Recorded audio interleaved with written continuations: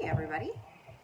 It is summer 2021 and I think we are all kind of feeling like we just came out of a cave or we're digging ourselves back into reality. The last time I really made any videos was summer of 2019 and we were kicking off the school year and just really excited. It was my first year in 5th grade and I was redoing my classroom and everything was glittery and hopeful.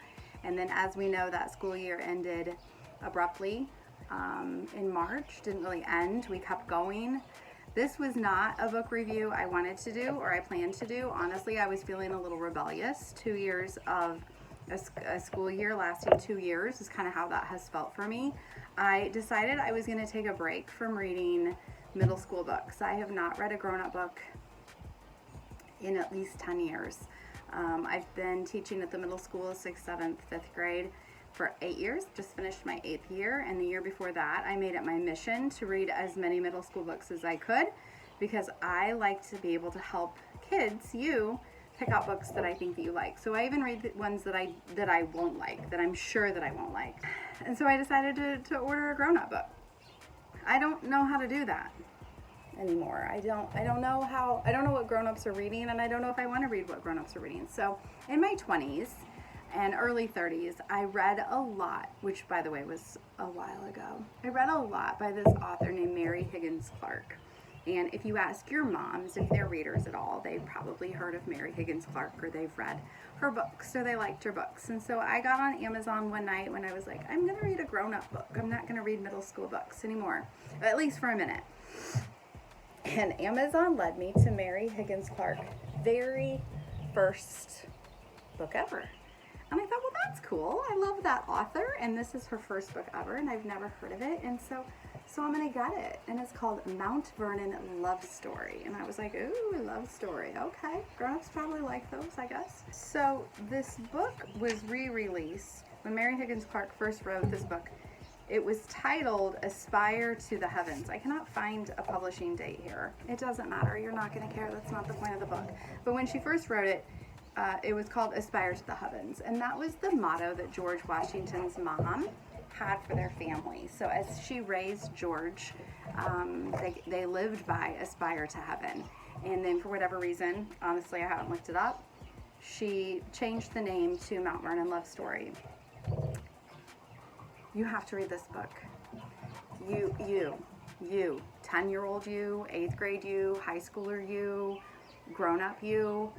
I think that our country, we know this, is in such an uncomfortable place right now. You know, we're dealing with equality issues that we shouldn't be having to deal with. This should have been taken care of a long time ago. We're dealing with coming out of this pandemic.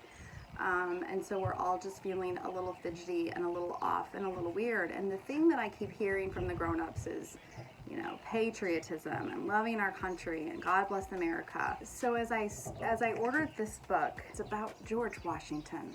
I teach that. It's about the Revolutionary War. Don't turn off this video. My deal was I needed to step away from teaching. I needed to step away from always thinking about what I can do best for my students. And that's why I wanted to read a grown-up book. I just wanted to be a grown-up and not have to be a teacher for a minute. And that's not what this book gave me. This book gave me a direction to send all of you in. I think that if we're going to talk about patriotism and we're going to talk about love of country, we really have to, I think we need to know what that means. And this book really hit me upside the head with that. This is not a history book per se. I don't know about you, but I think George Washington has really just become a character in folklore. He's just a guy in a picture. He's almost become like Johnny Appleseed or Paul Bunyan, myths and legends and tall tales. And George Washington was a person. He was a human. He had friendships. He had goals. He had dreams. He had an abusive mom. I didn't know that. I didn't know that George Washington's mom was abusive. I've never thought about George Washington's mother ever. What an incredible insight into historical figures being human. So if you love a love story, you need to read this book. If you love our country, like, oh, God bless America, love this country, you need to read this book. If you like history and you don't know much about George Washington's personal life, you need to read this book. The book is really interesting. It's one of those, you do have to pay attention to the dates a little bit. They will give you every once in a while a picture. If you watch my previous videos, you know I love when we take up a page with a picture, because I like to flip the pages faster. But it also will give you the date and the place of where you are. So every other chapter, and then it gets to be a little messy. We might have 2 or 3 chapters in the same time period, but you're really living along 2 time periods. You are living George's youth with his abusive mom, his dreams of going to sea and living at sea, and his how he came to love Mount Vernon. I think it's trivia that we should all know that George Washington never even lived in the White House. So there's that. We grow up with George. George meets girls that he likes but doesn't like. And of course he meets Martha Washington. Again, another kind of side character in history that we don't ever really hear much about. Patsy. Her name is Patsy. Her real name is Martha, but her father and George called her Patsy. She went by Patsy, really full time. So there's another little interesting little tidbit for you. But on the other hand, the other chapters, I guess, not the other hand. In the other chapters, George is leaving office. It is Inauguration Day for John Adams, who was our 2nd president. If you don't know that already, there you go. So John Adams is taking office. We are at his inauguration, and Martha and George, Patsy and George, are packing up their things and leaving the presidency and going home to Mount Vernon. And so the little boy grows up and the war is fought, the Revolutionary War, where we become free from England, and his presidency, and he's leaving office. Here's the kicker.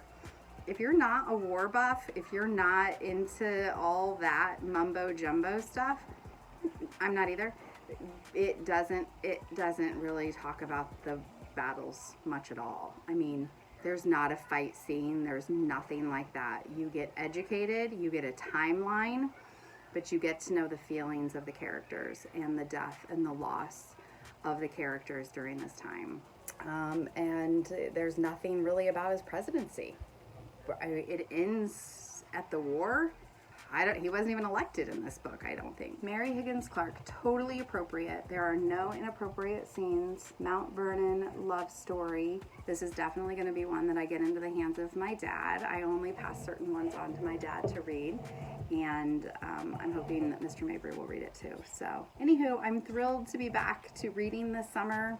I failed at just getting a grown-up book for the sake of a grown-up book, because I would recommend this to any kid, young and old. If you're into history, love stories, just want to be smarter than the kid sitting next to you in class, I always love that. I'm gonna go start a new book in a new decade, a new time, a new world, I don't know yet, and I will talk to you about that soon. So, see ya.